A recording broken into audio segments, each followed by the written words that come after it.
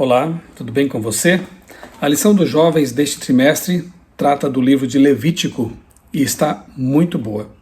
O subtítulo é O que as novas gerações podem aprender com esse antigo livro. E você deve ter percebido que a ilustração de capa aqui traz Jesus com a coroa de espinhos. Porque sim, Jesus está no centro do livro de Levítico, como está também em toda a Bíblia, né? A Bíblia é cristocêntrica. E por sinal, o primeiro tema aqui da lição traz justamente o título Jesus. Toda semana nós colocamos aqui uma tirinha, um meme, alguma ilustração que ajuda a iniciar as reflexões sobre o tema da semana. E aqui tem na linha de cima, aqui na tirinha de cima, prometeu tudo e entregou nada. Satanás prometendo o mundo para Eva e entregando a miséria. E Jesus embaixo prometeu tudo e entregou tudo. Entregou, na verdade, a própria vida. O céu não poderia ter dado dom, presente mais precioso para a humanidade do que o próprio Filho de Deus que veio e morreu por nós.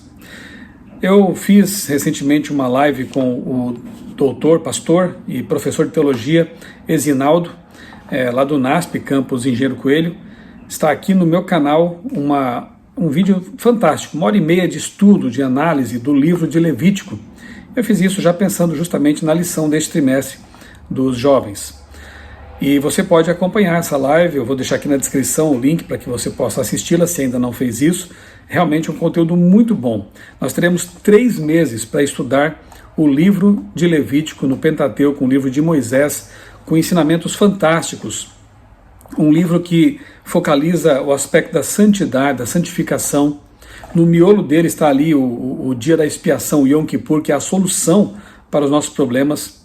Ele traz para aspectos práticos da nossa vida, como alimentação, sexualidade, relacionamento, a questão da santidade. É um livro prático de uma santidade, religiosidade, de uma vida religiosa na prática. Vale muito a pena você dedicar tempo neste trimestre para estudar esse livro. Jesus. Jesus em toda parte é o tema de domingo. E diz assim o texto, citando João 5,39, vocês examinam as Escrituras porque julgam ter nelas a vida eterna, e são elas mesmas que testificam de mim. Aqui, como em outros textos, por exemplo, lá em Lucas 24:27, naquela ocasião em que Jesus caminhou com os discípulos para Emaús, ele também disse, ali diz o texto que, começando por Moisés e todos os profetas, explicou-lhes o que a seu respeito constava em todas as Escrituras. Portanto, toda a Bíblia testifica, testemunha, fala de Jesus. E de modo muito especial, o livro de Levítico faz isso. Porque Jesus é o santuário, Jesus é o sacrifício, Jesus derramou o seu sangue, Jesus é quem nos justifica e nos santifica. Jesus foi quem criou os alimentos e a sexualidade humana, para que nós pudéssemos desfrutar isso segundo a vontade de Deus e com as bênçãos dele. Portanto, sim, Jesus é o centro também do livro de Levítico. Segunda-feira, o convite de Levítico, quando Jesus diz assim, lá em João 6,51, eu sou o pão vivo que desceu do céu. Que pão era esse? Pão sem fermento, pão sem pecado. Interessante, porque lá no santuário, e o livro de Levítico fala bastante sobre os rituais do santuário, sobre a importância, a centralidade do santuário na vida dos israelitas. E como nós sabemos muito bem, o santuário foi construído sob a liderança de Moisés, de acordo com as orientações que ele recebeu de Deus lá no Monte Sinai. Então tudo foi feito segundo o modelo do santuário celestial. Quando você estuda Levítico em paralelo com Hebreus, aí sim a sua visão se amplia, porque em Hebreus, o apóstolo Paulo, nós cremos que ele foi o autor desse livro, sim, o apóstolo Paulo, ele detalha, ele vincula esse estudo com o santuário antigo, mas aponta para o santuário celestial, não feito por mãos humanas, mas pelo próprio Deus. Jesus, que é o nosso sumo sacerdote, está no santuário celestial, desempenhando ali seu ministério em favor dos perdidos. O santuário terrestre também tinha lá seus sacerdotes, tinha também o sumo sacerdote, que realizavam sua obra prefigurando aquilo que Jesus faria em definitivo no santuário celestial. É por isso que na cruz do Calvário, como nós veremos depois, as cerimônias do antigo santuário de Israel, elas encontraram seu cumprimento. É por isso que Jesus é chamado de o Cordeiro de Deus. Ele é quem, para ele que essas cerimônias, esses rituais, profeticamente apontavam Jesus como nosso Cordeiro, o nosso Salvador. Jesus então é o pão. Lá no santuário havia uma mesa com os 12 pães da proposição, pães sem fermento, portanto, sem o símbolo do pecado. Jesus é o pão da vida. Jesus é quem alimenta a nossa alma, o nosso coração. Jesus também se compara em João 10:7 à porta. Eu sou a porta. Todo aquele que quer ter salvação tem que entrar por ela. E no santuário também havia a porta, né? Havia uma separação ali por cortina do lugar santo para o lugar santíssimo. Então Jesus, sendo a porta, dá acesso direto ao Pai, a Deus, ao nosso Criador. Ele é a porta de acesso para Deus. Nós temos outras comparações, enfim, portanto, estudar Levítico é essencial se quisermos compreender os evangelhos mais plenamente. Quer um exemplo aqui, só para você ter em vista que realmente é muito importante estudar o santuário e o Antigo Testamento para compreender melhor o Novo? Quando Jesus morre na cruz, é dito nos evangelhos que a cortina, o véu do templo se rasgou de alto a baixo, não foi nem de baixo para cima, como se um homem forte fosse lá e rasgasse a cortina, não, ela se rasga de alto a baixo. Por que colocar um detalhe tão aparentemente irrelevante no relato da crucificação de Jesus? Não é irrelevante para aqueles que estudam a Bíblia, porque o véu, a cortina, separava o lugar santo do Santíssimo, então as pessoas não tinham acesso direto à Arca da Aliança, o local da presença de Deus, ao Shekinah. Mas quando Jesus morre na cruz, então essa separação é quebrada. O acesso a Deus agora passa a ser direto por meio de Jesus. Não foi por acaso, não foi uma coisa irrelevante colocada ali no relato. A cortina havia se rasgado, o acesso a Deus estava aberto. O santuário terrestre perdia a sua validade e passava então agora a valer o santuário celestial no qual Jesus ministraria. Outro detalhe interessante, quando Jesus ressuscita, Maria Madalena foi a primeira pessoa para quem ele apareceu. Ela inicialmente até o havia confundido com o jardineiro, mas quando viu que era de fato Jesus, ela quis logo abraçá-lo. Ela estava emocionada por ver que Jesus estava vivo depois de ter morrido na cruz. Bem, Jesus disse para ela alguma coisa que pareceu até um tanto rude. Ele disse para Maria Madalena: não me detenhas, porque eu ainda não subi para o meu Pai. Ora, por que Jesus não podia abraçá-la, não podia ficar ali logo já com ela e os discípulos? Porque, segundo o ritual do santuário, quando você estuda, você entende isso, quando o cordeiro era morto lá no pátio, no altar de holocaustos, o sacerdote tomava numa vasilha especial o sangue do cordeiro e entrava no santuário e o aspergia lá dentro. Borrifava esse sangue ali no santuário. É como se simbolicamente o sangue o pecado do pecador arrependido fosse transferido para o cordeiro e carregado para o santuário via sangue. Quando o cordeiro era morto no pátio, o pecador voltava para casa perdoado. Isso é a justificação. Mas o ministério de Cristo continuava. A obra do sacerdote continuava. Esse sangue, ele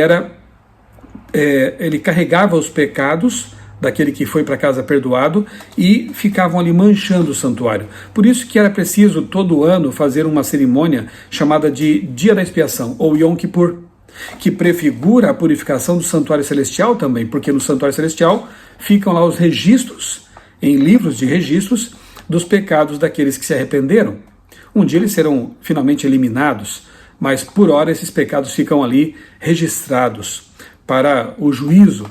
Então veja que as cerimônias do santuário terrestre eram muito ilustrativas do que acontece realmente na realidade celestial. Então Jesus realmente precisava prosseguir, entrar no santuário, ser aceito por Deus, seu sangue ser aceito pelo Pai, e depois ele volta para a terra e aí sim abraça seus discípulos, passa algum tempo aqui com eles, orientando, comendo com eles, os alegrando grandemente pelo fato de que a fé deles havia sido agora contemplada, o Messias estava vivo, e eles entenderam como nunca que Jesus, acima de tudo, é Deus.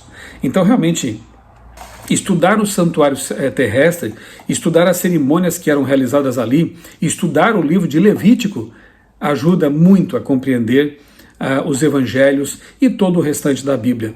Repito, dedique tempo neste trimestre para estudar esse livro. Aqui no meu canal eu pretendo toda semana gravar um vídeo agora sobre a lição dos adultos, como eu sempre tenho feito, e também um vídeo aqui, um resumão da lição dos jovens. E mais uma vez convido você a assistir ao vídeo que eu gravei, um bate-papo muito interessante com o pastor Esinaldo, sobre o livro de Levítico. Ele que é professor de Antigo Testamento lá no curso de Teologia do NASP.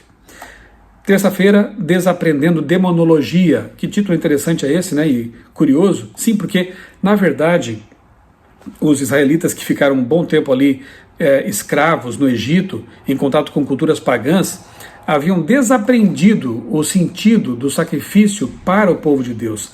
Haviam incorporado à sua religião, às suas práticas, às suas ideias, muito daquela ideia de que os sacrifícios são feitos para aplacar a ira dos deuses. Então eles querem que o sangue seja derramado para que a ira deles seja aplacada. Na verdade, isso é uma distorção, uma corrupção promovida por Satanás daquilo que Deus havia estabelecido lá no Éden mesmo. Lembra do Éden? Quando Adão e Eva pecam, um cordeiro é sacrificado em favor deles. E como é que eu sei disso? Porque eles foram cobertos com a pele desse cordeiro. Um símbolo muito claro da justificação, de que Deus estava cobrindo os pecados deles com a justiça de um ser inocente, que não havia pecado. Então, desde lá então, Gênesis 3,15, a primeira profecia messiânica, a ideia de que um inocente morre pelo pecador já estava sendo construída. E quando o santuário é construído, então, finalmente, ali por Moisés, sob a liderança de Moisés, aquilo fica muito mais claro. Mas já havia sacrifícios antes. Noé, quando sai da arca, antes de haver santuário, ele oferece um sacrifício. Abraão também ofereceu sacrifícios, porque essa ideia de que Deus proveu o sacrifício, lembra do Monte Moriá, quando Abraão ali vai sacrificar seu filho Isaque, Deus o impede, obviamente, porque Deus não aceita sacrifícios humanos.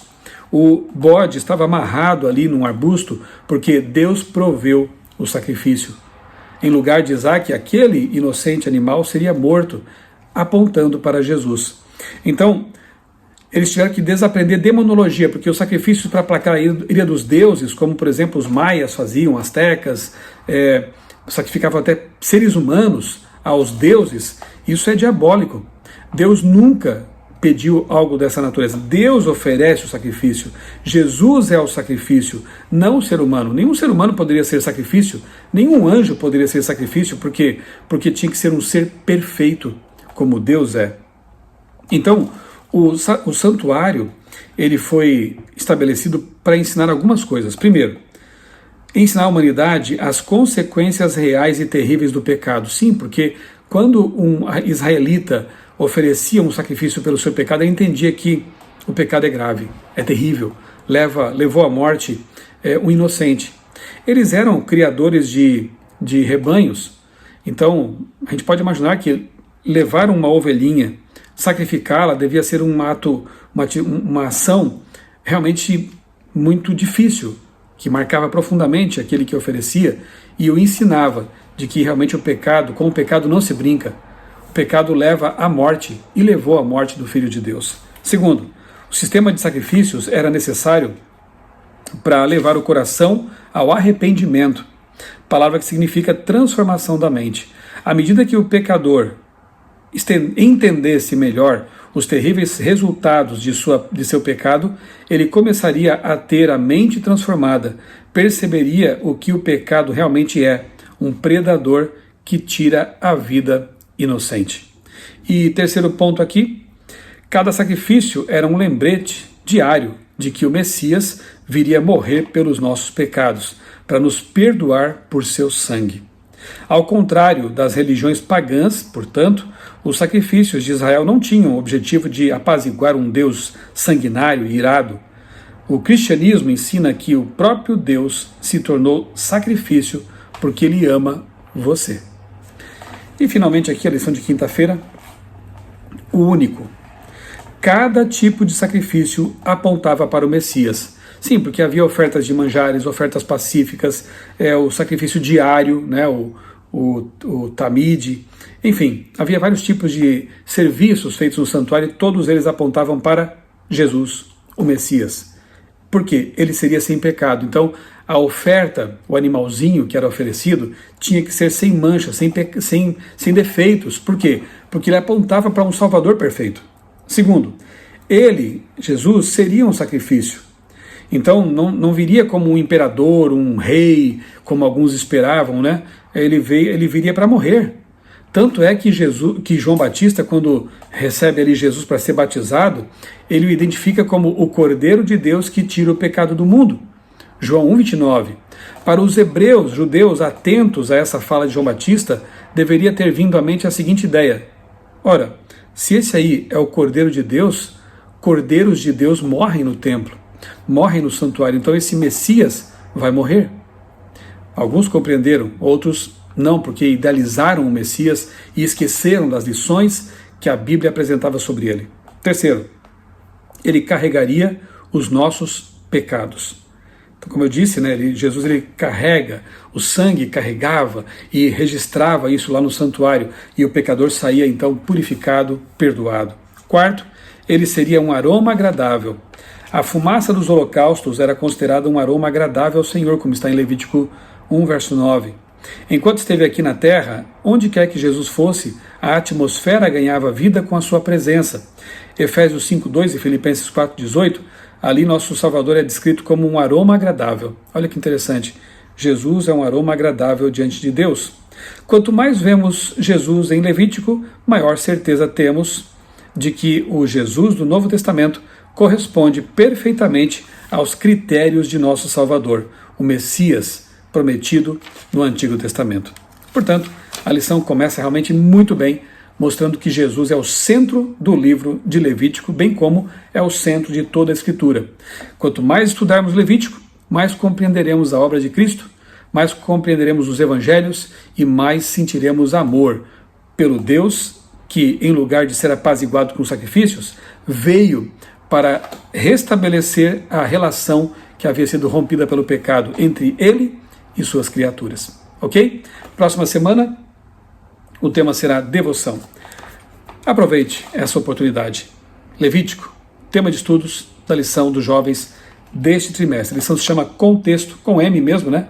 Porque a ideia aqui é destacar que nós queremos estudar os textos em seu contexto, para entender a Bíblia corretamente, mas também queremos que o texto esteja conosco o tempo todo. Queremos viver com o texto na mente e no coração. Por isso, a lição se chama Contexto Bíblico. Assista aos vídeos, acompanhe aqui meu canal toda semana, os resumos da lição de adultos e jovens, e seja grandemente abençoado por esse conteúdo. Um grande abraço, Deus abençoe sua vida e abençoe também a sua família.